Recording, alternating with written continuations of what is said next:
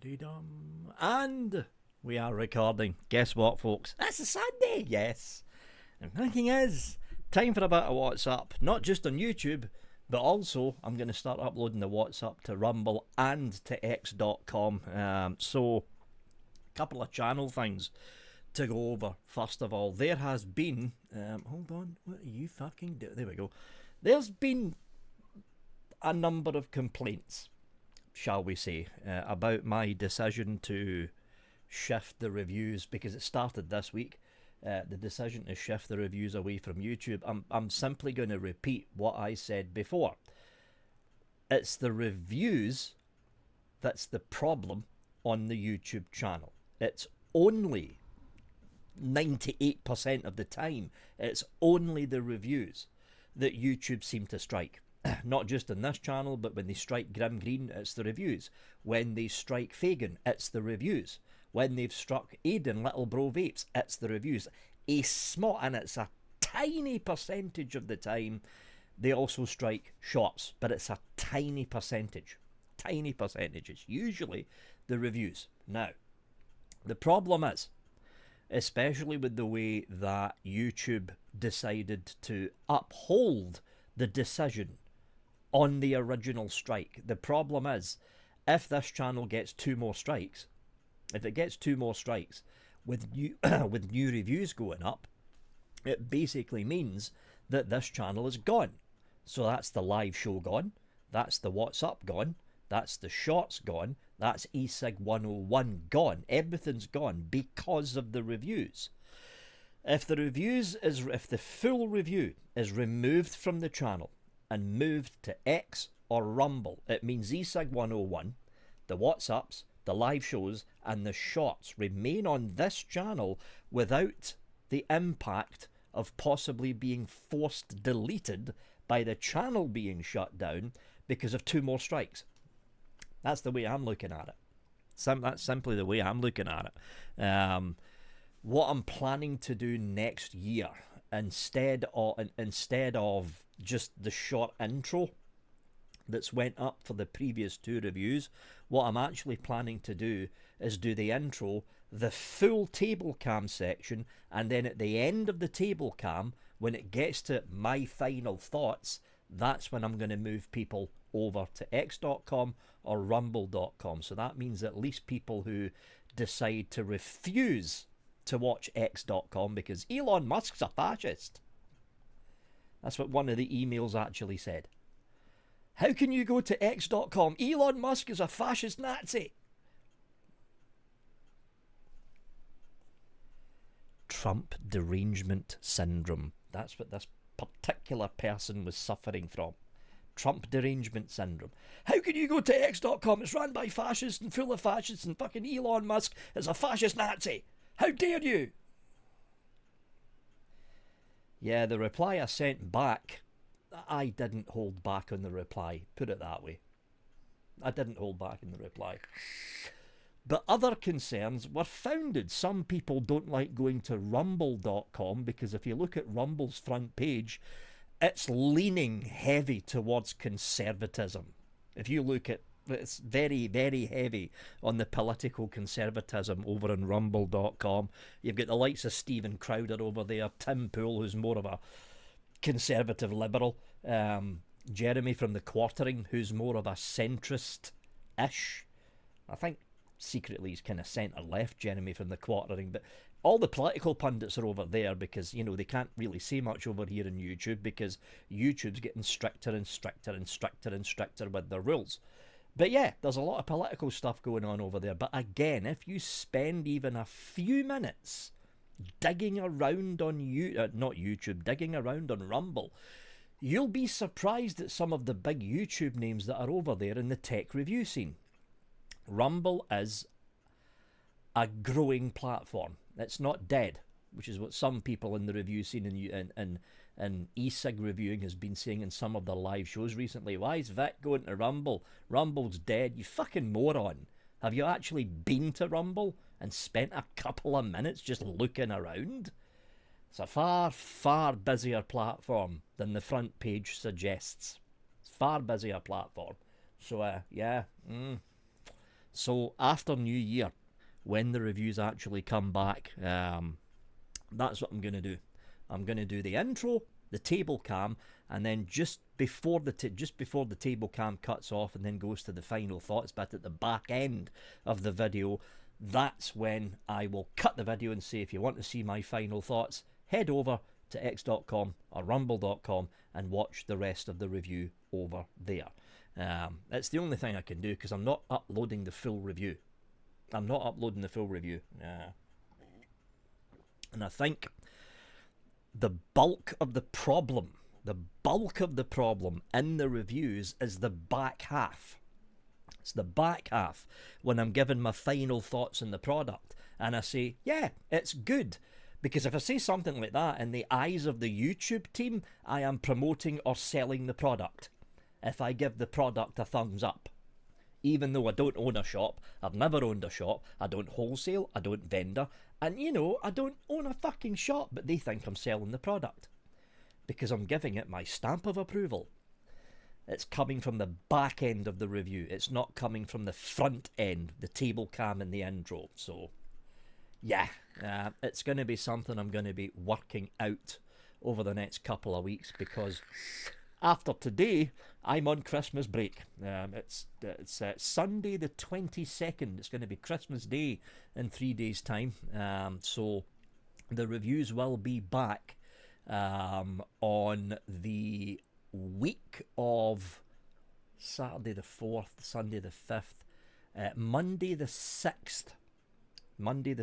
Because the way that the calendar's worked out, New Year's Day falls on a Wednesday, and then the 2nd of January is a public holiday in Scotland, and then it's Friday and Saturday, so it's not worth doing one single review that week. I'm going to kick off the reviews again on the week of January the 6th, so it gives me a couple of weeks off, number one, to basically go through this channel and tidy up some of the reviews that need to be removed that have already been uploaded to that have already been uploaded to Rumble, and number two, do a bit of a clean out of this room because, oh boy, as I found out when I was planning out the boxaways, if you missed the Thursday show, there was a lot of boxaways on the Thursday show, but the one thing I found out is I need to sort this room out. I've been nipping around the edges, but yeah, there's like boxes and boxes of stuff under this desk, and there's even more in that cupboard next door. What I need to do is sort out the stuff, like the good stuff, not pods, but the stuff that's not pods and disposables, put that in one box, and then dump all the pods and the rest of the disposables in another box, and that way I can instantly know where I'm going to pick up stuff for the boxaways, because the UK Vape Show is going to be kicking back off again on January the 6th for 2025. I need to get the boxaway stuff sorted out, because right now just there's stuff everywhere. There really is. So yeah, that is what's happening with the channel. If you're not following me on X, or you're not subscribed to me and following me on Rumble, go and do it now if you want to watch the full review on the first go, instead of watching just the intro and the table cam here on YouTube, because the full review will be on Rumble and on X. And until such time that I feel confident that YouTube is no longer pushing its anti-vaping rhetoric on everyone, the full review will remain off of YouTube. This is why I'm waiting to see if President Donald Trump is going to go ahead with his revocation of Section 230. Because if he does, YouTube will have two decisions to make. Just only two. Number one, they will either go down fighting, because you need to remember YouTube's owned by Google and they've got a lot of fucking money. They will either go down fighting, but it doesn't matter, because if Section 230 is actually revoked by Trump, it means that YouTube, and more importantly Alpha, the company that owns Google and owns YouTube, will be open to lawsuits. So they'll just go down bankrupt after 30 million lawsuits roll in from the people that have been banned from YouTube and banned from Google as a platform. Or number two, YouTube becomes a platform rather than a publisher. And to do that, they only need to do one thing: remove 90% of the rules in the community standards and about 95% of the rules in the terms of service. Because right now, YouTube is a publisher. They're not a platform.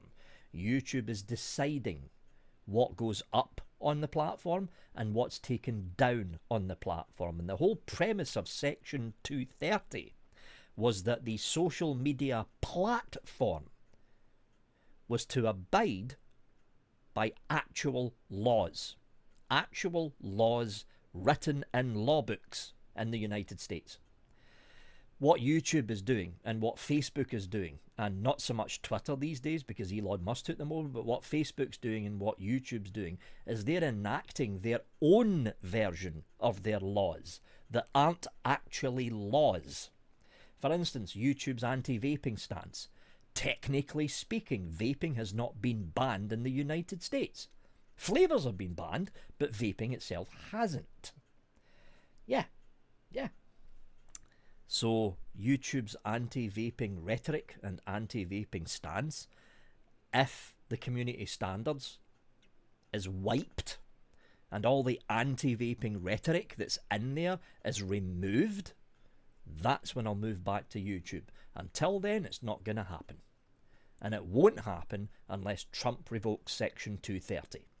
He's already threatened to do it, which is why Mark Zuckerberg, owner of Meta and Facebook, went running to Mar-a-Lago a couple of weeks ago to meet with Donald Trump's staff and Donald Trump's team. It's also why 2 days later, Mark Zuckerberg, owner of Facebook and Meta, donated $1 million to Trump's team. And he's the owner of Facebook, who was staunchly anti-Trump during Trump's first term, because I think Zuckerberg knows that he's going to revoke Section 230. I think he knows he's going to do it. So he's protecting his ass by sucking up to Trump, hoping that Trump pops in a little, oh well, we'll revoke Section 230 apart from Facebook. I think he's hoping that happens. So, I don't know, folks. All I'm going to say is, for social media platforms, from the first day of Trump's inauguration, it's going to be a very interesting time. It's going to be a very interesting time. I am interested to see what YouTube does. I am very interested to see what YouTube does. If they decide to wipe the board clean with the stupid rules that they've put in place over the past decade and a half, especially over the past half decade. That's where it's got really bad, over the past 5 years. But I'll be interested to see what YouTube does, because I have got a gut feeling that Trump's actually going to revoke Section 230, leaving Google and YouTube wide open for lawsuits. I've got a gut feeling he's going to do it, because hey, it's his last term. It's his second term. So he doesn't give a fucking shit what happens next. That's the next president's problem. It's not going to be fucking Trump's. I've got a feeling he's going to revoke Section 230. Anyway, before we move on, what am I vaping on? I thought I'd drag out this old thing. Lost Vape Centaurus. It's the Series 1 Centaurus with the knobbly bits at the back there. See it? Lost Vape Centaurus with the age-old... Oh, that's empty. Wow. With the age-old... And I'm still fucking using it. Shut up, phone. With the age-old Osiris 25 with a almost empty tank. I'm lucky I looked at that there. That's dry hit territory. That's where that's sitting. Yeah, I'm giving the Q Mini a bit of a rest because the screen is on its way out. It's so dull I can barely fucking see it. The screen's on its way out, which reminds me, I need to send an email to SX Mini to see if they've got any spare screens. They probably don't, but it's worth a try. So yeah, Osiris 25 filled with the Rochford Project's Black Fine, Lost Vape Centaurus DNA 250C, And we're off.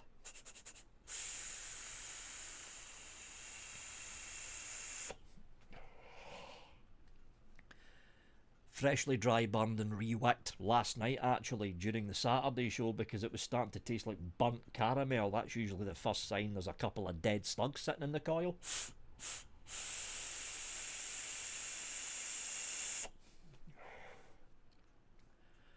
Oh, that is so good. This thing, which I reviewed this week, it's the Lost Vape. Oh, we're in a Lost Vape mood, apparently. It's the Lost Vape Centaurus G80, still with the little Lost Vape borrow tanks. It's not the best borrow tank, I said this in the review. It's not the best borrow tank out there, but for a borrow tank included in a package, it's decent. You'll get decent flavour from it if you put a good coil in there. I've got no complaints with this. Good mod, this. Good mod.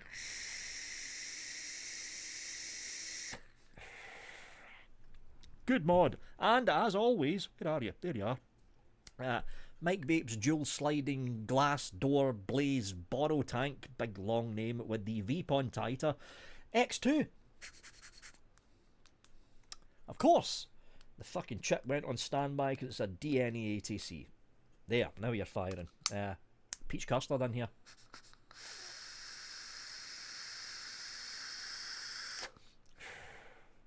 Nom, nom, nom. And of course, as always, Pure Max. Version 1 of the Pure Max, the MQ class and the Pure Max 2 has been shipped. So it's on its way. Whether it gets here before New Year is anyone's guess though. But Pure Max V1, and in the Pure Max V1, I've got some Drake's Burley Tobacco, naturally extracted in here. Mouth to lung. Fresh pod as well. Oh, that flavour.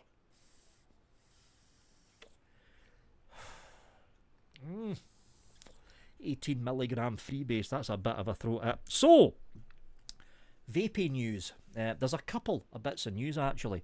The Hall of Vape for May of 2025 has been cancelled. It was announced a couple of days ago by Ira, I think his name is, the organiser of Hall of Vape. It's on their main website, so just Google search Hall of Vape Germany. You'll come across their main website. Up at the top right hand corner, switch it to English and the full explanation is there. But to break it down, falling attendance, which has been happening for the UK Vapor Expo, and more importantly, and he kind of singled these two issues out, lack of attendance by German vendors, which again has been happening for the UK Vapor Expo, and lack of mod makers attending, which hasn't really been happening for the UK Vapor Expo because the Ohm Zone's a recent thing. But as everyone knows, when it comes to the Hall of Vape, the Modders Gallery was a massive draw. I mean, when me and Chris Bell, the former Empire Vape Co, went over in 2021, that Modders Gallery was packed.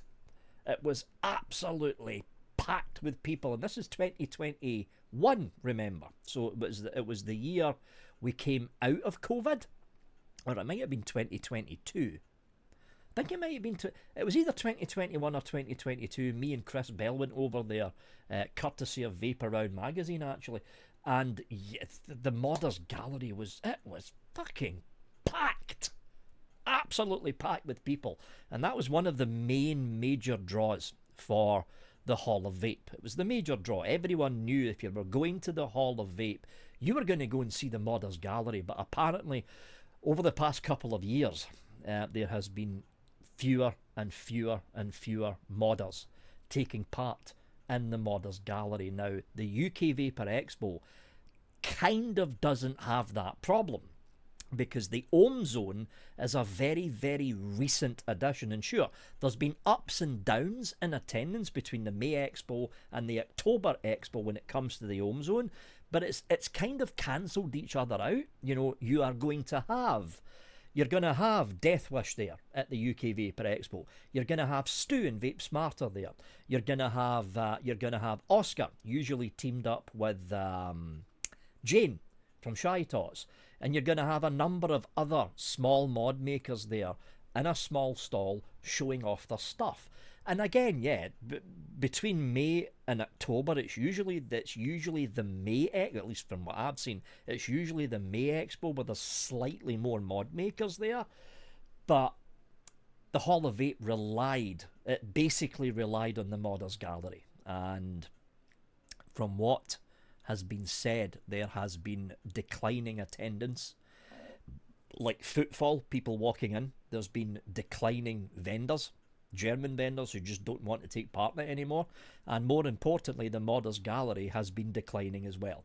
And the May Hall of Vape in Germany has been cancelled. The worrying part is the back end of the letter that Ira actually typed out, because the way it was worded and the way it sounds when you read it to yourself, it might actually be done. It might be finished. It might be over, completely over. Because he said the possibility of bringing it back for 2026. He didn't say definitely back he said the possibility of bringing it back in 2026 or some other form of vape meeting. So there is, and right now I'm going to say it's a slim chance. Right now there's a slim chance that the Hall of Vape is just gone. It's done. It's over. But again, it's a slim chance. But the way that Ira wrote out those last two paragraphs, I don't know. He said the possibility of bringing it back for 2026, and yeah, so it now means that when it comes to expos, big expos on the European continent and Great Britain, there's only really a couple left. You've got Vap Italia, you've got Vap Expo France, and to a certain extent you've got the UK Vapor Expo in May. Now, on the flip side of that coin, it means that vendors will no longer be split between the decision of going to the UK Vapor Expo or going to Hall of Vape. Because now in May, there's only one expo on, and that's the UK Vapor Expo at the beginning of the month. So are we going to see a slight uptick in the amount of vendors that are going to be there? Are we going to see a slight uptick in the amount of foot traffic going in? I don't know. This isn't the first time that the Hall of Vape's been cancelled. The last time it was cancelled was because of COVID, and I think the same thing eventually happened to the UK Vapor Expo. But I mean, I don't know, folks. Are we gonna see an upsurge for the UK Vapor Expo? Time will only tell. I am sad though, because it is a bit of a kick to have the Hall of Vape cancelled, because I was kind of toying with the idea of possibly going over the next May.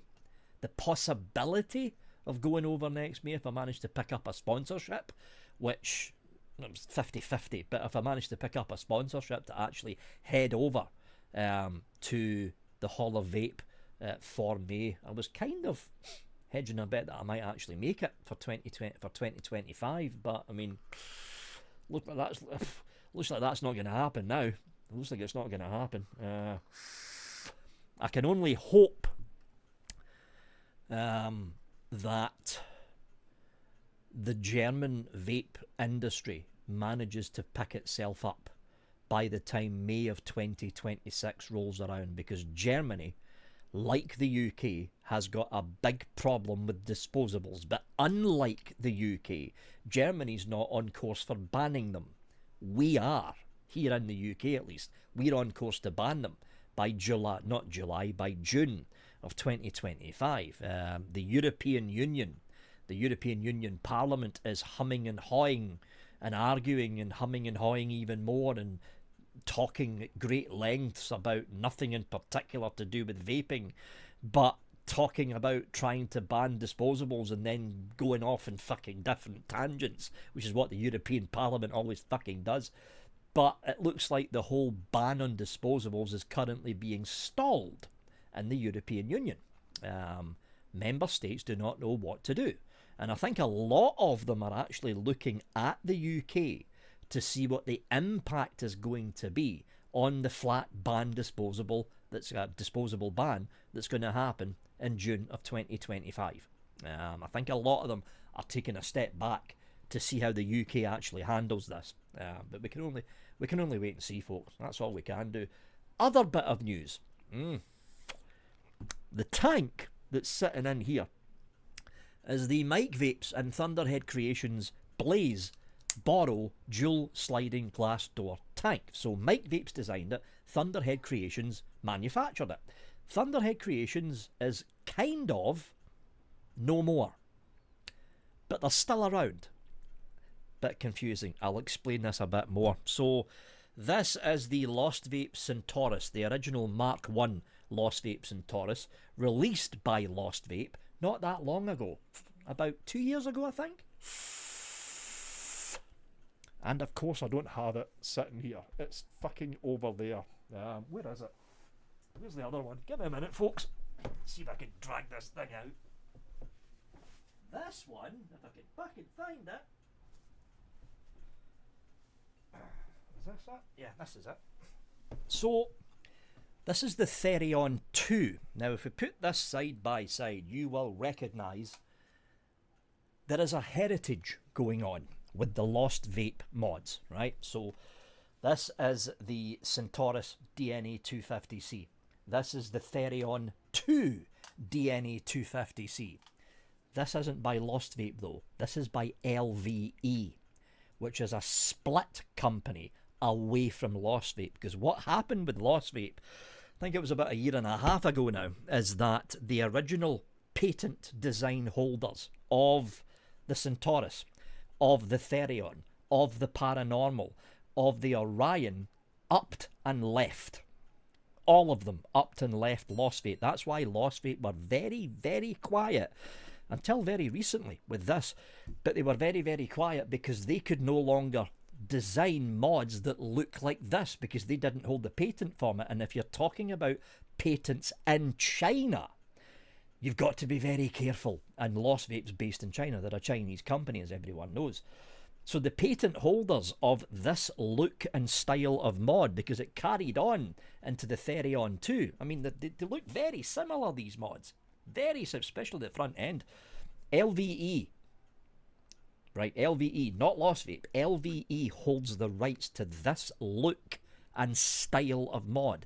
They don't hold the rights to the name, though, which is why Lost Vape, the original Lost Vape, made the Centaurus G80 borrow tank device, because the name is not owned by LVE. The look and style is. So why did I say all this? Well, the same thing happened to ThunderHead Creations about 2.5 months ago. I got an email in from a new company called ThunderCloud. And it turns out the lead designer and some of the leaders of ThunderHead Creations upped and walked out. And they took Mike Vapes with them. So from now on, any future Mike Vapes product, like the dual sliding glass door thingamabob, the blazes, essentially, the blazes that Mike Vapes is known for, is no longer going to be made by ThunderHead Creations. It's going to be made by ThunderCloud. Now, I don't know if that only covers the Blaze line, because it's not just the Blaze line that Mike Vapes has made with ThunderHead. Mike Vapes came up with a couple of other older designs and older drippers that were outside of the Blaze name. But as far as I know, the next Blaze item is going to be under ThunderCloud and not ThunderHead. Also, Sam, the Vaping Bogan, has carried over into ThunderCloud. And he's left. I didn't even know he was part of ThunderHead, to be honest, but he's moved over to ThunderCloud as well. So ThunderCloud is going to have Bogan, Sam the Vaping Bogan, and of course Mike Vapes designing drippers and mods and other stuff and things for ThunderCloud. ThunderHead is still going, because I got an email from ThunderHead Creations about the new Tauren RDA. Because apparently they've got a new version of the Tauren coming out. So both companies are still running. It's just that Mike Vapes, for the Blaze line at least, is going to be working with ThunderCloud. And Sam the Vaping Bogan is also going to be working with ThunderCloud. And ThunderHead Creations, they're going to be doing their own thing. their own thing without any big name reviewers and big name designers working for them. I know it's confusing, right? Okay, no, this isn't the first time something like this has happened though. Why do you think Vandy Vape started? It was Geek Vape splitting in two. That's why Vandy Vape started, because the lead designer at the time for Geek Vape upped and left and took half the engineers with him. And that's why Vandy Vape started. This has been going on for a long time now as companies get bigger and bigger. And at that point in time, Geek Vape were fucking huge.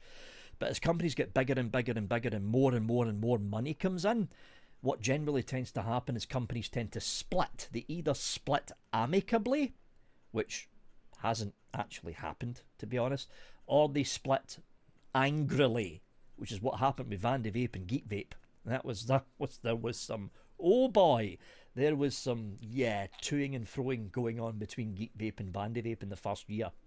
It calmed down in the second year, but that first year, oh, some of the stuff that was posted in LinkedIn, oh boy, oh, but yeah. And I've got a feeling, because I've been hearing rumours, and I hear a lot of these rumours, they generally come from LinkedIn, right? Because LinkedIn is a hotbed of rumours to do with the electronic cigarette industry, if you know where to look and what groups to join. But there's a rumour that a rather large, substantial e-cig designer, like manufacturer, over in Shenzhen in China, is on the verge of a split. And it may happen in February of 2025. Now, from what the rumours are, it's going to be an amicable split. So the original company will remain and a new company will be spun off. And apparently, this new company is going to concentrate on advanced vaping devices. In other words, stock coil sub-ohm tanks or pod mods, that kind of thing. Whether that rumour actually comes true is anyone's guess, because the company in question, not going to mention the company's name, but the company in question is still producing as normal. There's no sign of a slowdown going on with the stuff that they're actually producing, but we can only wait and see, folks. All we can do is wait and see what actually happens. Anyway, I think that basically covers everything, folks. Will there be a best of this year? Probably not. Because again, it's been mostly disposables, which I have refused to review because I banned disposable reviews in this channel at the beginning of this year. And it's been a whole load of podcasts. I mean, I might do my personal picks of 2024, but it's not going to be the usual top 3 for each category. Plus, there was that 3-month gap in the middle of the year that I basically took off because I wasn't feeling all that well health-wise. But there might be a personal picks of 2024. There will be a That Was the Year That Was that will probably go up on December the 31st, because I always do a look back to the previous year. That's going to be happening, but the reviews are now going to be on hold until January the 6th. So I've got all this week off because Christmas Day is in 3 days time, and then that runs into New Year, that week gap between New Year's Day and Christmas Day, where you're basically drugged with all the fucking turkey that you're eating and you're just dead to the world. That I usually take that week off anyway, and because of the way that New Year's Day is falling on a Wednesday, and then there's the bank holiday, the bank holiday for Scotland on Thursday the 2nd. Yeah, that week's just wiped. That whole week's wiped out. So the reviews are coming back on January the 6th. The UK Vape Show will be back on January the 9th, and then by that point in time, should be back into the regular swing of things again. Over the course of the next 2 weeks, though, it's not as if I'm going to be sitting around in my arse doing nothing. There is Block 2 and Block 3 of the fourth season of the fourth season of eSig 101 that still needs to be recorded. So what I'm going to be doing is, after Christmas, probably after New Year's Day when all the decorations go down, I'm going to be recording Block 2 and half of Block 3 over that week that I'm off, and that way I've got the raw footage sitting on the server underneath the desk ready to edit when eSig 101 basically restarts again, which is going to be happening in January. Again, Saturdays are going to be reserved for eSig 101 episodes, so the reviews will be shifted away from Saturday and onto Friday and Wednesday releases, because it's going to be 2 reviews a week. That's all I can do in the channel right now, 2 reviews a week, because I'm not reviewing disposables anymore. And 80% of the emails I get is for disposable reviews. Yeah, so I'm limiting myself to 2 reviews a week, because that's all I can do right now, because there really isn't much being made outside of the disposable market right now. There really isn't much being made. Anyway, that basically covers it, folks. There may be, although I'm not sure yet, there may be a Christmas Day live show for an hour, maybe an hour and a half. Later on at night. It depends if I'm passed out from all the turkey. If I'm actually still awake, I might end up doing it, but I'll play it by ear. Anyway, if I don't see you before it, I hope all of you out there, all your friends, yourself and your family, have a wonderful and happy Christmas, and more importantly, a safe and prosperous New Year. That's it from me, folks. Have a good one.